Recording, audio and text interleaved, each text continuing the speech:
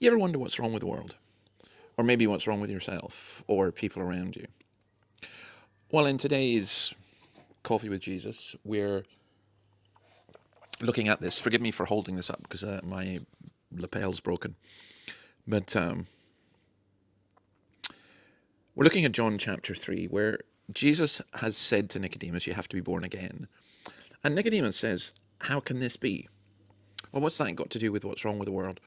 Because I want to answer, why do we need that? Why do we need a new birth? Why can't we just reform?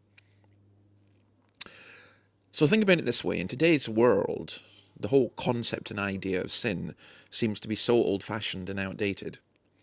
The new Oxford Junior Dictionary has included words like blog and celebrity and broadband, but removes sin. Carl Menninger in 1973 wrote, "Whatever became of sin?" He was a psychologist who stated that the avoidance of sin had only made things worse, because the root problem is guilt and a sense of shame. But we have nothing to pin it on, so we deny it or cover it up.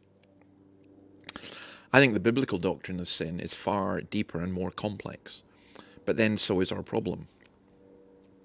So let me summarize it this way and why we need this new birth. The biblical doctrine is that sin pervades everything. It's not that we're as bad as we could be, but that there's poison in our life which affects everything. Right now, I have a pretty heavy cold. It's some kind of infection. It affects every part of me. Well, sin is like that. And it's not just outward acts, but inward thoughts and desires. So in Jeremiah chapter 17 and verse 1, the sin of Judah is written with a pen of iron, with a point of diamond. It is engraved on the tablet of their heart, on the horns of their altar. The Bible uses three different words for sin. Sin itself means missing the mark, not hitting the target. Transgression means crossing a boundary line, a line that's drawn by God. And iniquity is the idea of the moral pollution of evil. So the psalmist in Psalm 51 says, "Have mercy on me, O God, according to your steadfast love. According to your abundant mercy, blot out my transgressions. Wash me thoroughly from my iniquity and cleanse me from my sin." Which is how we get to verse 9 here.